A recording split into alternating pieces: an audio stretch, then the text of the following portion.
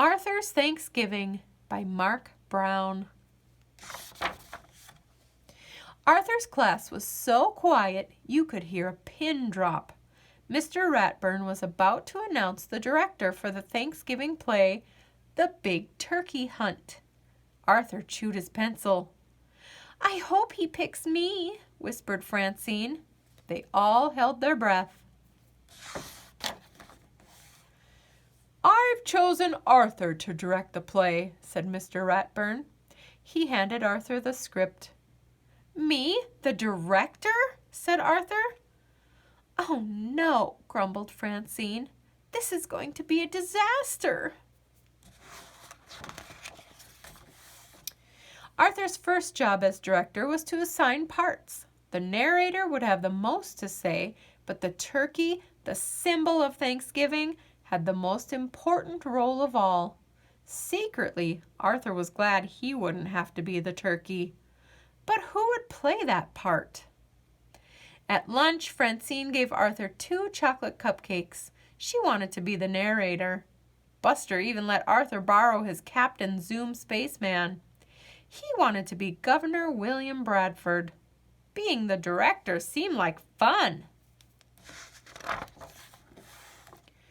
Arthur thought Francine would make a good turkey.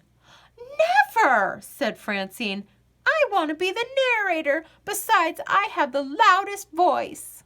No doubt about that. Francine would be the narrator.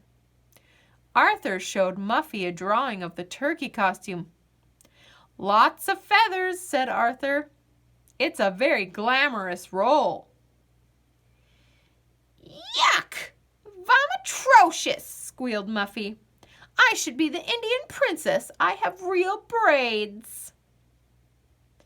"Brain, I've saved the most intelligent part for you," explained Arthur. "No way will I be the turkey," answered the Brain. "I'll be the Indian chief." "Buster, you're my best friend," began Arthur. "The part is real easy. Only 1 line, and it's the best in the play." "I want to be Governor Bradford," said Buster. Arthur was so desperate that he asked Binky Barnes. "The turkey is a strong and powerful animal," argued Arthur. "Yeah, without saying a word, it can make you look like a fool in front of the entire school," said Binky. The play was only 6 days away. Where would Arthur find a turkey? Arthur knew he could count on his family. "I'd love to be the turkey," said his father, "but I have a dentist appointment that I don't want to miss." "The world is full of turkeys," joked his mother. "You should be able to find one." "I wouldn't be caught dead in that outfit," said his sister DW. "Let's talk turkey," said Arthur over the PA system at school.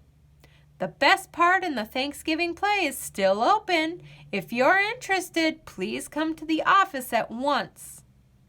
No one came to the office. In fact, the principal left the office laughing.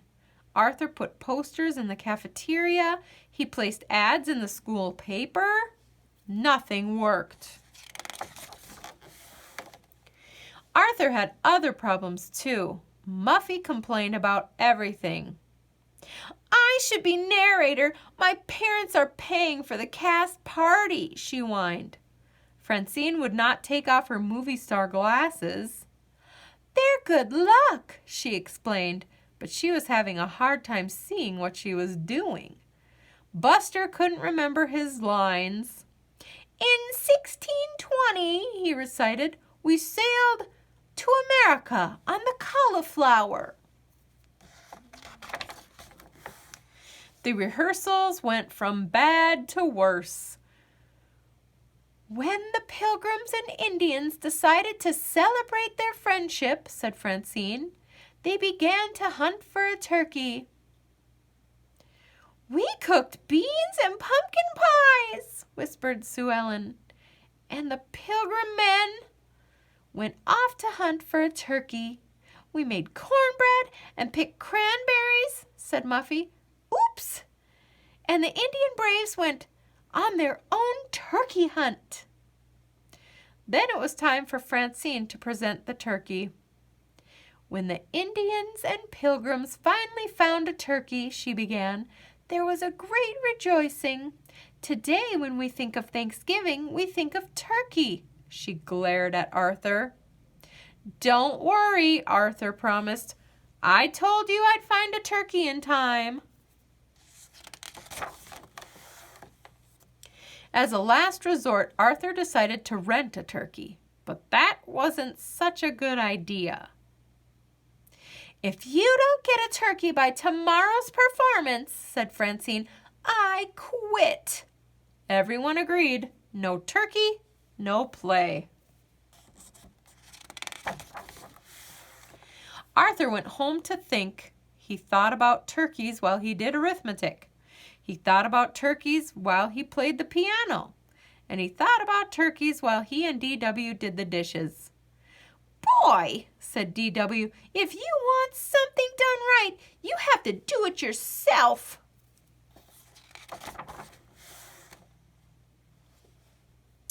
The next morning, Francine, Muffy, and Buster stood before Arthur. They weren't taking any chances. Do we have a turkey? They asked. Arthur just smiled. The whole school filed into the auditorium. Ooh, said the kids when the lights went out. Shh, said the teachers as the curtain went up.